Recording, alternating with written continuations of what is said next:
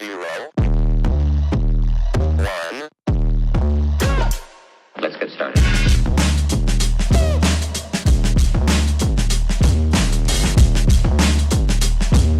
Hello everybody and welcome to another episode of the Black and White United Show. I'm your host Andreas. Thank you so much for tuning in.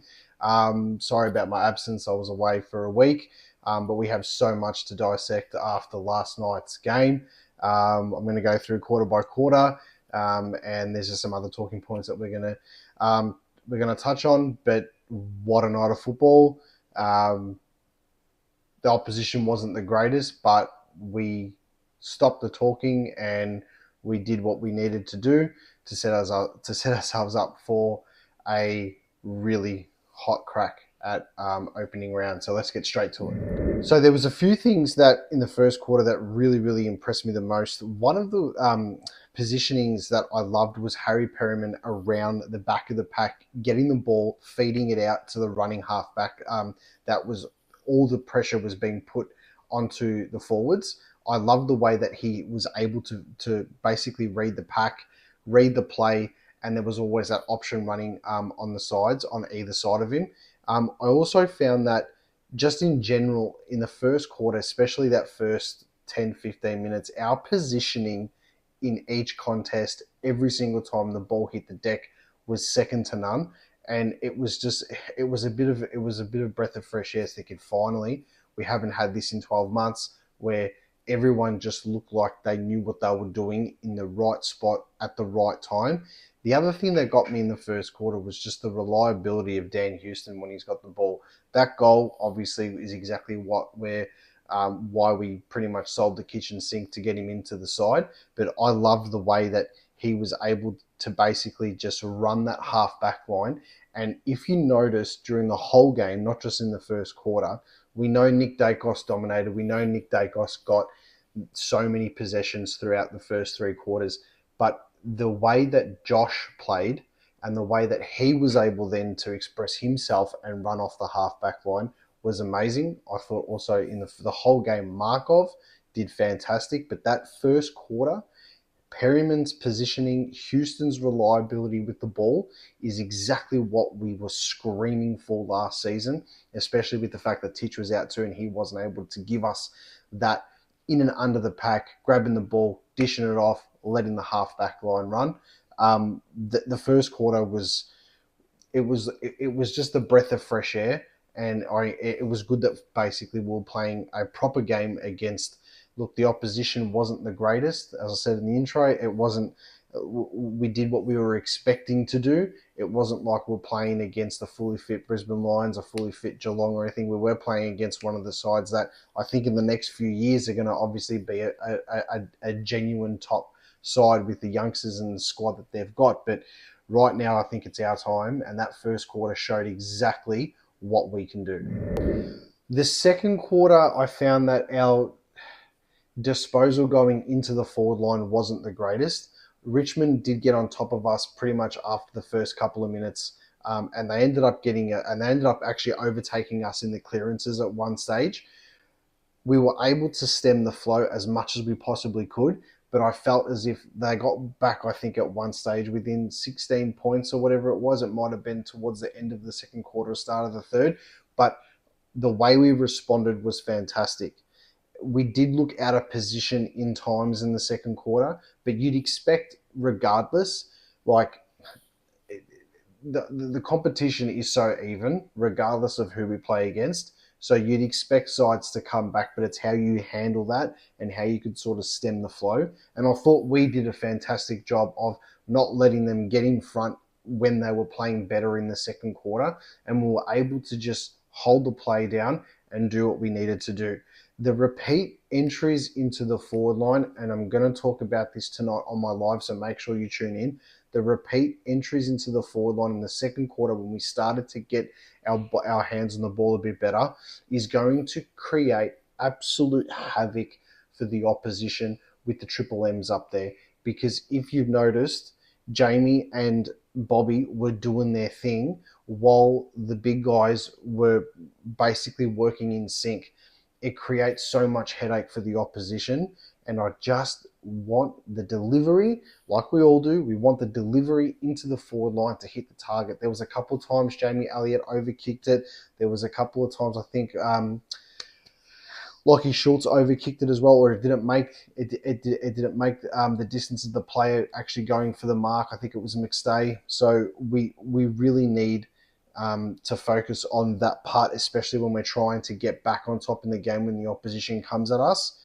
The other key point that I took out of that second quarter, especially when you see the way that Nick Dacos got the ball and he busted the pack and he gave it off to Perryman, is he needs a run with player. When we see games like Gold Coast last year, Brisbane towards the end of the season last season, when he's got the ball and he's running forward, you need that run with player with Nick so he can give that final hand pass off. I mean, 9 times out of 10, he's just going to run and kick a goal. But the way he got the ball and he was able to bust the pack and Perryman was right there with him, allowed all the congestion of all the players from Richmond, and you can see it, swarm at Nick Dacos. He gave the hand pass off and Perryman was able to dob it from 50 out. It was the perfect scenario, and I can't wait to see that this season in pretty much every single game when Dacos has got the ball. So the third quarter was just a complete domination. It was such a contrast to the second quarter. It was so good to see the fact that we were able to actually score from pretty much all angles. I mean, you had Darcy Cameron kicking goals as well, mate, like clearing 50 metres out. Jamie Elliott, Bobby Hill, everyone was able to hit the scoreboard and we were finally able to put a side away. And I just want that to transition, obviously, into round 0, round 1, round 2, just our accuracy in front of goals, because so many times over the last 12 months, we've missed easy opportunities in front of goals and it's actually cost us in the long run. The half-backs completely dominated that third quarter. We never really got peppered in our defence. Richmond obviously had that part in the second quarter, but our half-backs, Josh Dacos, Quainer, even Oleg Markov, and I mentioned him before, like they were able to get the ball and just push it straight down forward, and it was basically able to bypass the entire centre, and we were just going straight into the forward 50 and our forwards were doing the work. But our half-back line completely controlled the game in that third quarter, and it was finally good to see because the back line has been such a question mark over the past, God knows how long, 12 months since Murphy hasn't been in the side. So that was fantastic to see. Obviously, in the fourth quarter, you could sort of see that the game was dying out. Players were getting a little bit, I wouldn't say tired, but we were sort of just like hanging back a bit. I thought we went from going, 95 to 100% to pretty much 75 to 80 in the last quarter. We didn't hit the scoreboard as accurate as we wanted to. But with that being said, our defense kept on holding up. I just want to touch on Ed Allen when he came on. He completely dominated, and it's going to be so difficult now to make a decision on if he starts in our side. If he doesn't, I'm for the first time a little bit, I'm questioning the 23 that I did, so maybe he should be in. Obviously now with Cox being out with his injury, with his finger injury, he won't be ready till potentially the Bulldogs game or the Carlton game during the season. You think to yourself, Ed Allen might not be the sub. He might start in the guts. Also with the fact that Titch is still out. When Titch is ready to go, what happens then? And this is a big talking point. I'm going to speak about it tonight on my live. So again, make sure you tune in. But the fourth quarter, you could tell we're sort of hanging back. We got through the game so far. Nothing's come out today. What are we? Almost 11 o'clock in the morning the following day. There's been no reports of any injuries that I've seen. So that's always a good sign.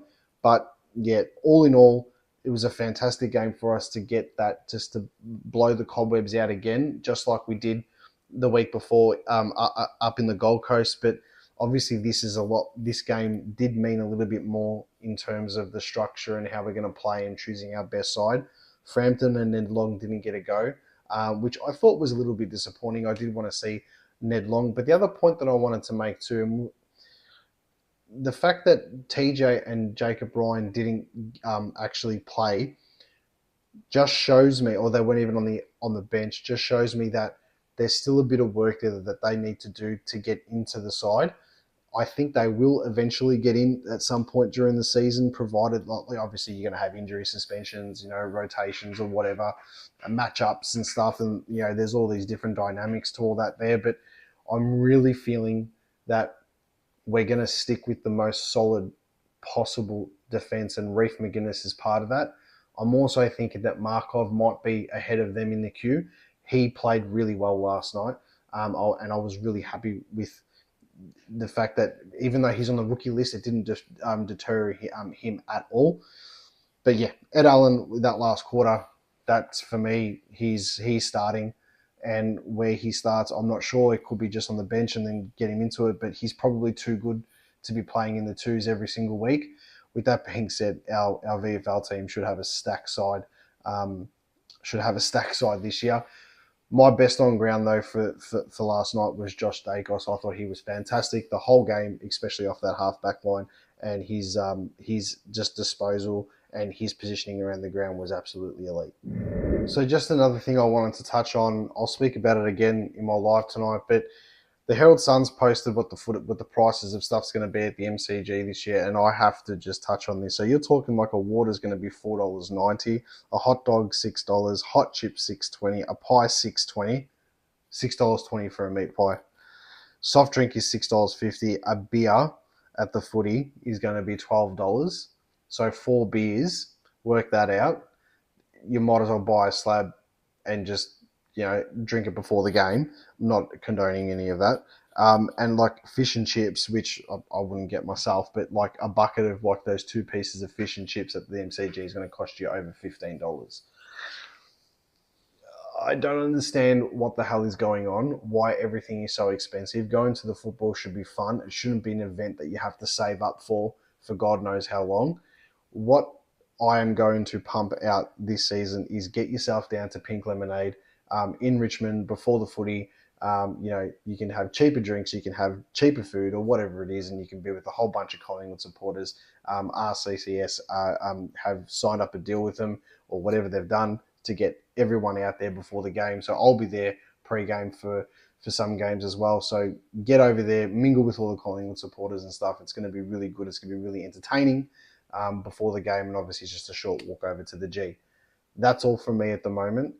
Last night was so good to see, but for now, drop a comment, tell me what you think, and as always, go the Pod.